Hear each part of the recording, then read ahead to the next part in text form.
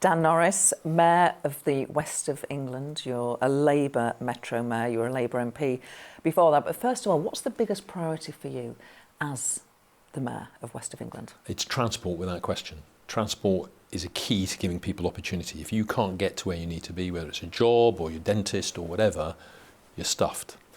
So that's the key thing, and it's a huge challenge because transport isn't where it needs to be at the moment. It's frankly in a poor state. There's been a big investment, but the pandemic has undermined a lot of that.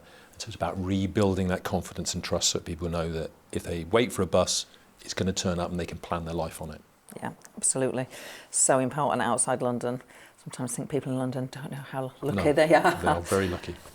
So you were a Labour MP between 1997 to 2010, so you spent 13 years as a Labour MP. Before that, you had a real job.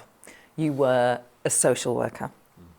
Your first job was working in a children's home. That was back in the 1980s.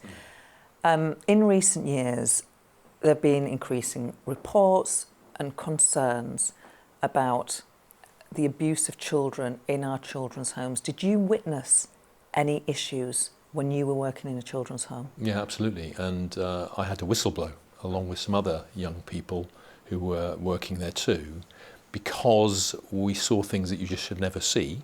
Like what? It was people grabbing young people by their private parts, Really? Hitting them, Really? various other things. Yeah, really, really bad stuff. So the reports we get today about those things, it's always happened. And although we get concerned because we hear about it now, it was happening in the past when it was more secret. So people shouldn't be concerned that they're hearing more about it, because that's a good thing. Yeah. And when I was a social worker in child protection, I was always campaigning to talk about these issues, because there was a time, it's hard to believe now, but there was a time when you couldn't talk about these things because people would think you were odd or you were seeing things that were completely impossible. Now we know these things happen. Now the truth is there. You can start finding solutions. So it's a better time, even though it feels in some ways that it isn't. For somebody who's never worked in children's home, which is most people, it just feels so extraordinary that somebody would want to work in a children's home to harm them and to hurt them. I mean, A, why would anyone do that? And B, what sort of checks go on? Well, checks are much tougher now, and I'm pleased to say that's partly because as a politician, as an MP and part of the Labour government as it was, I was able to get some changes to the law to make those checks very robust. And that was really good, and that really does help. But look, there are bad people, and it's hard for normal people, regular people, to understand what the motivation could be, but they're there. And my view is, well, we can spend time on, if we like, working out why they are so bad, but what we need to do more immediately is protect young people and children. And that's what the law is much better at doing now. But it's still always there, and it's like you have to have antibodies in society. This will always be a challenge, I'm afraid, in the future too, but what we've got to do is keep up to pace, keep up to speed with things like the internet and other modern technologies, artificial intelligence, dolls that are very lifelike and realistic. All the things that are going to happen, we should try and get ahead of so we can keep children safer. And children's safety has been a theme which has run throughout your time as a politician. You campaigned for a new law when you were an MP to allow parents to know how many sex offenders lived in their neighbourhoods. Some people would say, oh my goodness, that's a recipe for chaos. Personally, I think that's right. But, you know, there would be resistance to it. Tell me why you think it's right. I think most people are sensible. I think you have to be honest about these things, because the truth is that communities get to know when there's someone who's not safe in their community sooner rather than later. So why not head it off by being absolutely candid and straight, give people a right. The police have discretion about what information they can disclose in these situations, but for understandable reasons, the police are often reluctant to say things because they know that there may be vigilante activity. So it's about getting that balance, but it's all part of modern society being able to talk about difficult subjects, because I think that if you're honest and straight about the challenges, then you create a safe environment for young people and children, and that's surely the most important thing. Do you wish that the police were less anxious, I suppose, about releasing that data? Do you wish they were more willing to let parents know? I do, but look, there's a confidence issue in the police now for women and various other groups in our society. So the police have a big job to do to rebuild confidence. And I think that when they do that, then we'll get more agreement to give out this kind of information, because they're on the defensive, I think, now. They're working hard, rightly in my view, and I wish them well in re-establishing trust.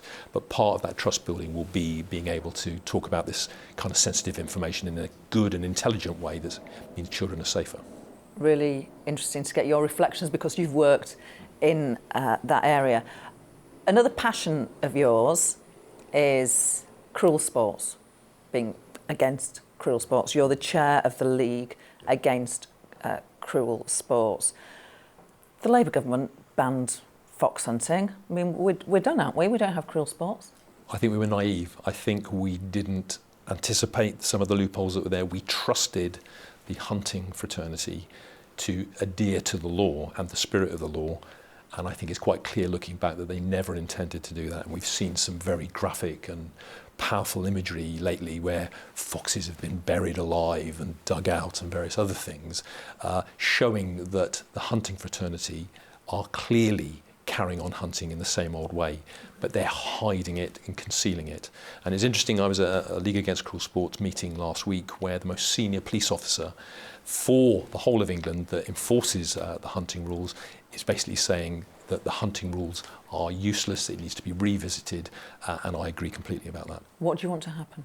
Well, we need to look at the loopholes. What we need to do is there's all different ways that the hunters can pretend that they're doing something else that they're clearly not. And now there's very clear evidence, and there's also lots of hunts who've been caught out, and even they're admitting that they've broken the law. So we need to revisit it, and urgently, in my view. It's a mark of a civilised society, how we treat animals and children as it happens, and we need to get on with this, because I just think that in the future, when people look back at our times, they're going to say, you know, there were some fantastic things happened in the 21st century, but weren't they cruel to animals? Let's talk about one of the political buzzwords, levelling up. Now, when we talk about levelling up, when the politicians talk about levelling up, in our minds, we conjure up images of the North and the Midlands, rightly so. Does that annoy you, being an elected representative of the West of England? Just a tad. Yeah, just a tad.